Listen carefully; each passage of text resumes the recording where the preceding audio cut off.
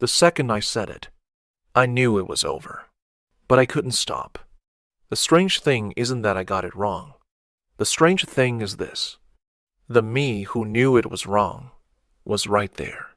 I heard myself talking. I watched myself doing it. I disagreed. And I couldn't stop me. If I was there, who was doing it? That second wasn't yours. Most of the important decisions you think you made weren't yours either. You think you're choosing. You're being chosen. And this video is not about self-control. It's about the thing that appears before control. Before you say, I shouldn't have done that. Before you say, I need to be better. Before you even call it me.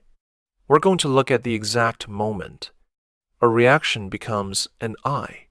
Because once you see that moment, something very old begins to loosen. Let me show you. You're on the phone with your mom. Before you called, you told yourself 100 times, today, I won't fight. Today, I'll just listen. She says one sentence. 1 second. Your voice changes. Your tone changes. Your words sharpen. The promise you made yourself is still there. It's there. It just doesn't work. What happened in that second? You didn't forget. Something faster than your promise got to your mouth first. And if knowing better was enough, that moment would never happen. But it does happen. Again and again. So the first thing we have to understand is speed. This isn't just fights. You want to sleep. Your thumb keeps scrolling. You said you wouldn't open it. Your finger finds it anyway. You said not tonight. The glass is already at your lips. Every time. The thing that's faster than you wins. Neuroscience figured this out decades ago. There's an experiment called the Libet experiment, done in the 1980s, replicated dozens of times. Here's what they found. Your brain decides 0.3 to 0.5 seconds before you decide. That doesn't explain every choice you've ever made, but it points to something you already know from your own life. By the time you say, I choose this, something may already be moving. Consciousness isn't the commander. Consciousness is the press secretary. The real orders come from a room underground that never opens its doors. By the time you make up your mind, the order's already out. Why? Because evolution wasn't trying to help you decide right. It was trying to help you not die. And not dying isn't about thinking clearly. It's about reacting fast. For millions of years, your ancestors heard rustling in the grass. The ones who jumped first lived. The ones who paused to wonder, is that the wind? Got eaten. That react first, think later thing inside you is built on millions of corpses. It's not your weakness. It's the reason you're here. But that's not the whole story. Because this only explains why old reactions are fast. It doesn't explain. Why does this thing that hijacks you feel like you? That is the real question. Not, why did I react? But, why did the reaction borrow my name? Try this strange question. You open that shopping app again. Last week, you swore you'd stop. Last month, you swore. Last year, 100 times. You think you couldn't help it. But who's the one who couldn't help it? The you who swore last month and the you buying right now. Are they really the same you?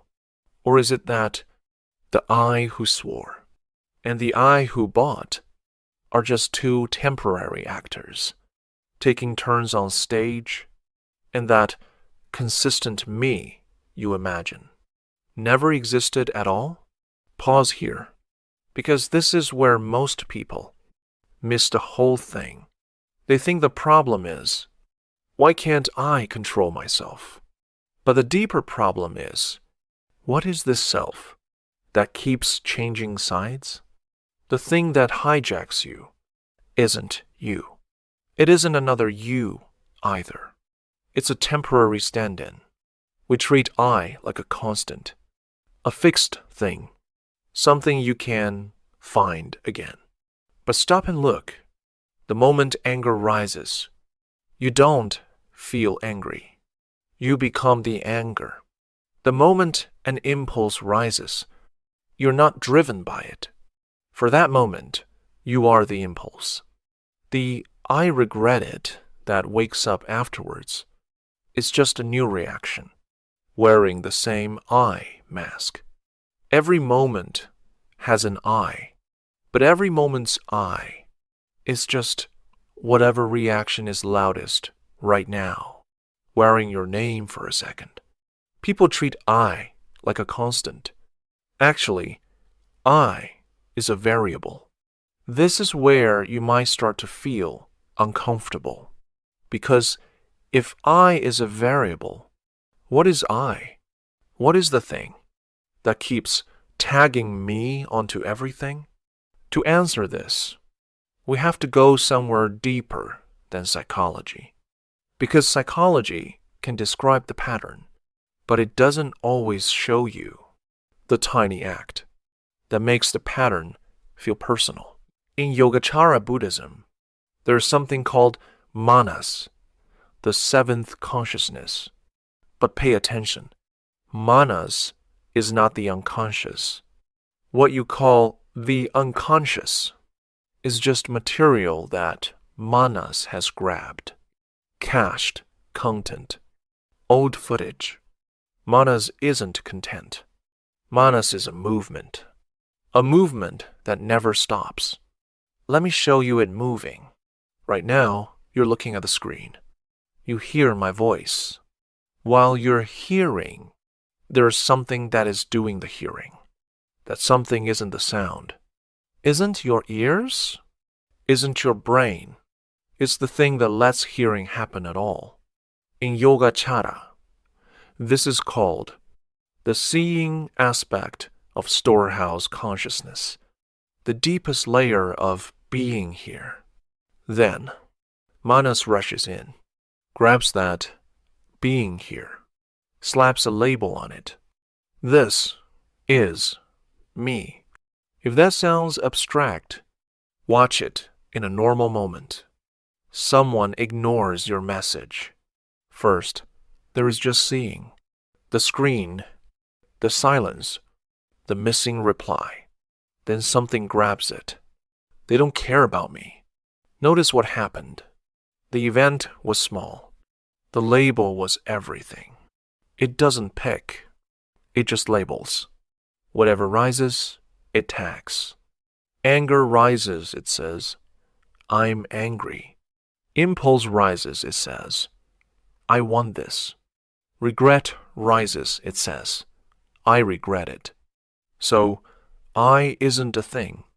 I is glue. Reactions keep rising. Manas keeps gluing them into my reactions.